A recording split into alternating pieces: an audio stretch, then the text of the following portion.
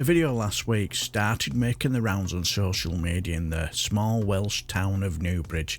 It showed a coach pulling up and a group of people getting off. The caption was frantic, warning of an influx of illegal immigrants, supposedly being guarded by police in a local campsite. The comment section predictably exploded with fear and anger. But the people in the video weren't a threat. They weren't asylum seekers, and they definitely weren't being guarded by police. This was a charitable youth group, including over 30 teenagers, many of them scouts from Scotland on a camping trip. This is the absurd, almost unbelievable story of how a bus full of kids on a summer holiday became the centre of a bit of a national incident. And it's a story that reveals something deeply unsettling about where we are as a society, because this wasn't just a simple, funny mistake. It was the predictable harvest from a field that had been carefully seeded with fear. It was the result of a political media environment that has spent years telling people to be afraid, making them see monsters in every shadow. And to understand how a group of scouts gets mistaken for a national security crisis, you first have to understand the anatomy of a modern moral panic. It all started on August the 6th, a day that should have been totally forgettable. A bus carrying the youth group arrived at the CRAI Scout Activity Park in Newbridge, Wales. This is a well-known, frequently used campsite, a place for outdoor activities and adventures. The teens were there for what should have been a normal camping experience, but someone saw the bus, saw the group, which included children from non-white ethnic backgrounds, and jumped into a wild conclusion. They filmed the arrival and posted it to local Facebook groups. The video captions made a series of false claims that these were illegal immigrants, that the police were on site guarding them, and that the Scout Park was being used as a permanent housing facility. None of it was true. The reaction was immediate and toxic. The post filled with what Gwent police would later describe as inappropriate and offensive language. The situation escalated so quickly that Scouts Cymru, the Welsh Scouting organisation, officially called it a racially aggravated incident targeting under 18s. Now think about that for a second. A group of kids on holiday became the target of racist abuse because of a baseless rumour on the internet. The community was thrown into a panic built on fiction. The Gwent police had to issue a formal statement to correct the mistruths circulating on social media. Temporary Chief Superintendent Jason White clarified that the group was just visiting, that many were children, and that the police were not guarding the location. In fact, the only reason police are ever at that site is because their dog handlers use it for training when it's empty.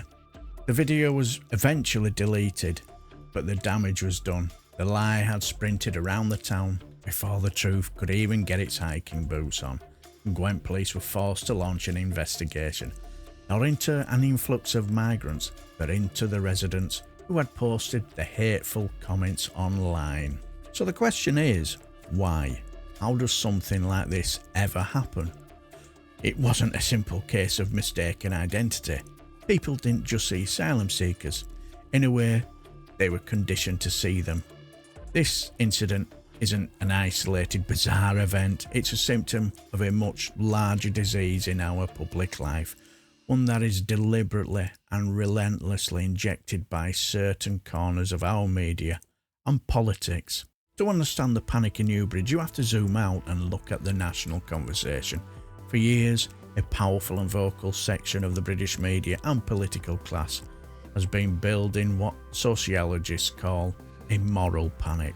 The term describes a process where a group is framed as a threat to society.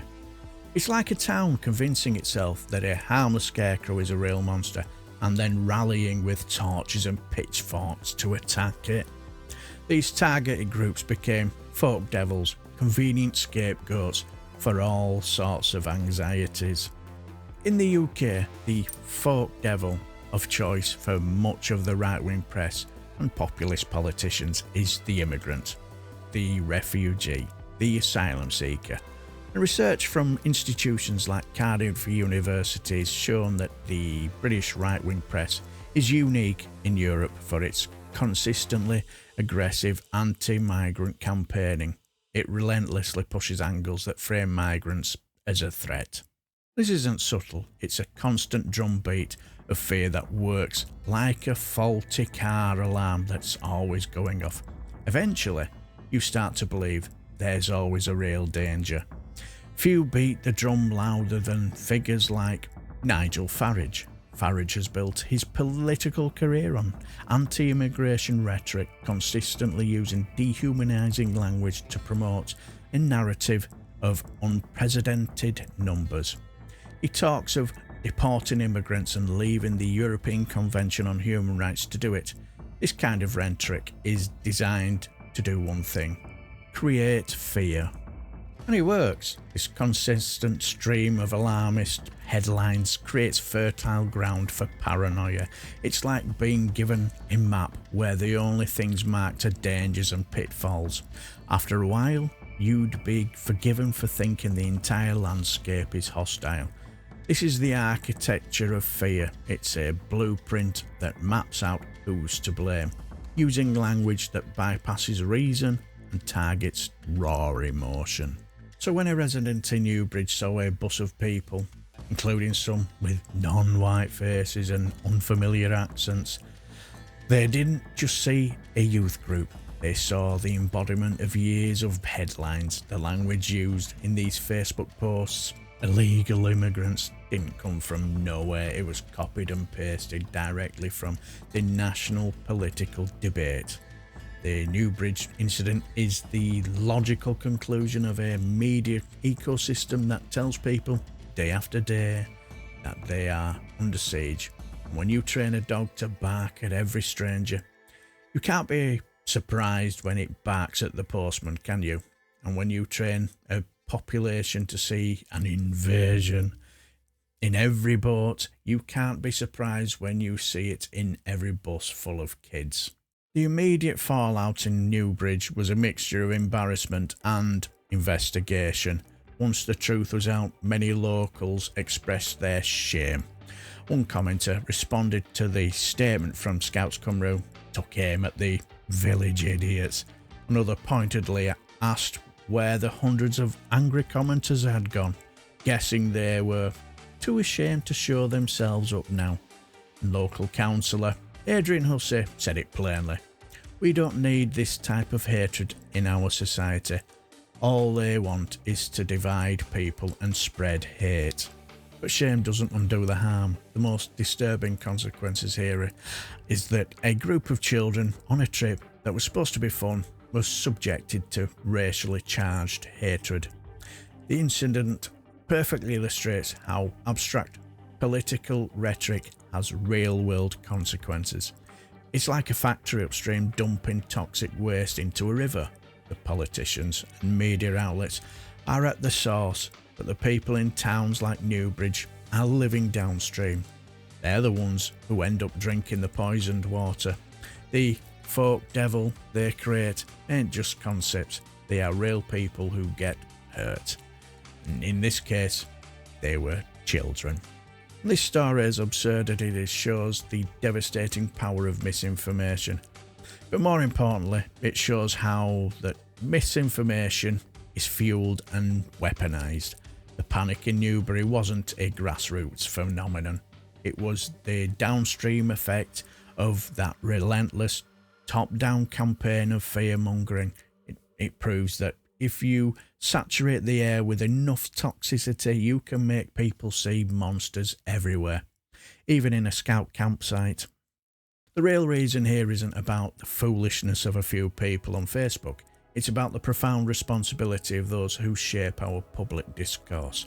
The Newbridge incident is a mirror reflecting the ugly state of a debate that has been deliberately poisoned. It shows us a world where paranoia is so pervasive that a group of teenagers on a camping trip can be mistaken for a threat to a nation. And if this story resonates with you, and you believe we need to unpack these complex issues, consider subscribing to the channel. The goal here is to, keep asking the hard questions and shine a light on the parts of our world too often left in the dark. Ultimately, this story is a tragic comedy. It's comical because the image of panicked residents mistaking a scout troop for an invading force is just absurd.